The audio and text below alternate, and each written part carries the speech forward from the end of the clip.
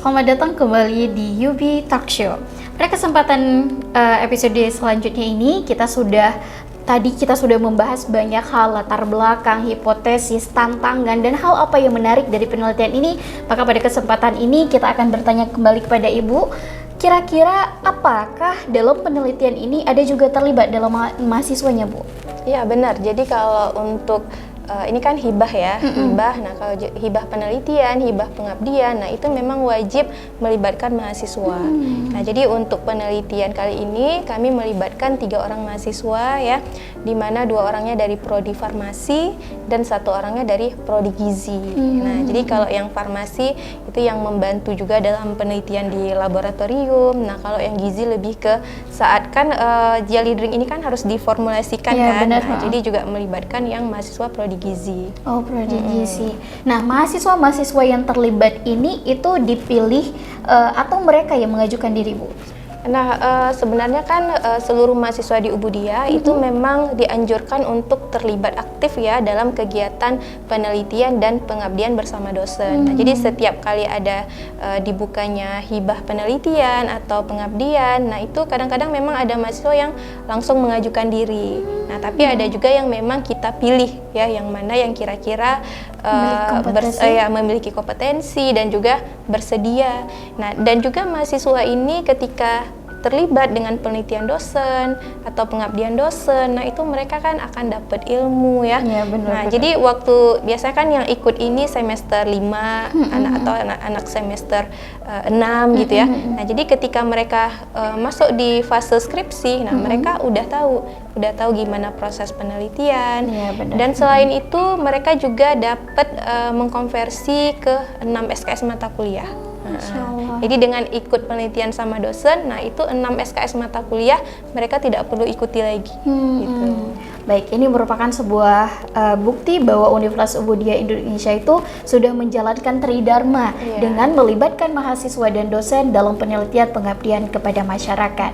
Baik, Bu, sejauh yang sudah Ibu pelajari nih sebagai seorang peneliti, ilmuwan dan pengabdian kepada masyarakat, kira-kira masalah stunting yang sangat menguras energi Ibu ketika melihat masyarakat itu, mungkin Ibu punya cerita pribadi untuk stunting itu, Bu? Nah, untuk stunting ini sebenarnya kita lebih ke kadang-kadang gini, masyarakat itu masih kurang pengetahuannya ya tentang bagaimana cara memberikan makanan yang bergizi bagi anaknya. Karena stunting ini kan bukan terjadi secara tiba-tiba ya. Benar. Nah, tapi kan kasusnya itu bisa jadi mulai dari masa kehamilan. Ya, misalnya ibunya dari masa hamil tidak memperdulikan nutrisi yang dia konsumsi ya, sehingga begitu lahir anaknya lahir dengan kondisi berat badan lahir rendah. Nah, kemudian jika juga tidak ditangani segera, nah akhirnya anak ini akan berdampak pada kejadian stunting. Nah, mungkin lebih ke pengetahuan si ibunya, atau kadang-kadang ibunya tahu tapi tidak peduli. Nah, jadi udah tahu bahwa ini harus konsumsi apa gitu ya, tapi mereka tidak peduli dengan kesehatannya. Oke, sekarang itu kan pemerintah kita sudah menggalakkan sebuah kebijakan bahwa dalam proses kita bukan proses mengandung, proses untuk menjaga bayi itu sudah ada keterlibatan ayah.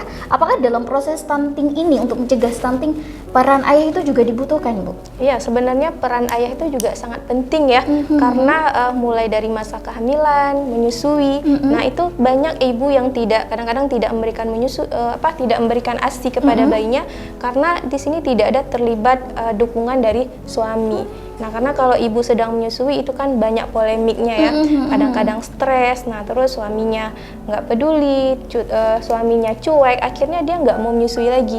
Nah, tapi kalau suaminya peduli, kasih dukungan, nah tentu ibunya kan punya semangat ya untuk memberikan ASI. Nah, karena kalau anak-anak yang mendapatkan ASI eksklusif, nah itu juga bisa mencegah terjadinya stunting. Jadi stunting itu penyebabnya banyak ya, bisa dari ASI eksklusif atau riwayat berat badan lahir rendah tadi ya, atau bisa jadi dari makanan MPASI-nya yang tidak sesuai, kemudian juga dari pola asuh orang tuanya. Jadi kalau suami tidak mendukung si ibu, bisa jadi pola asuh ibunya tidak sesuai ya, atau pola asuhnya tidak bagus gitu. Jadi itu akan berdampak juga walaupun tidak secara langsung gitu. Iya, berarti problem masalah stunting ini bukan hanya tanggung jawab ibu yang mengandung, tapi juga tanggung jawab ayah yang akan menjadi calon ayah. Itu juga harus mempersiapkan diri untuk terus siap siaga, untuk terus menemani istri untuk psikologinya yang lebih baik, Bu ya. Iya. Nah, untuk terakhir, apa yang menjadi harapan Ibu tentang stunting baik itu untuk nasional maupun lokal, Ibu? Ya. Nah, harapan saya tentunya supaya angka stunting ini terus menurun ya, dan harapan saya juga kepada seluruh dosen ya, para peneliti, nah agar kita bisa menghasilkan suatu produk ya atau inovasi-inovasi yang bisa membantu pemerintah dalam menurunkan angka kejadian stunting. Oke, maka pada kesempatan ini kita sudah membahas begitu banyak latar belakang, inovasi, harapan hingga hipotesis untuk mencegah stunting.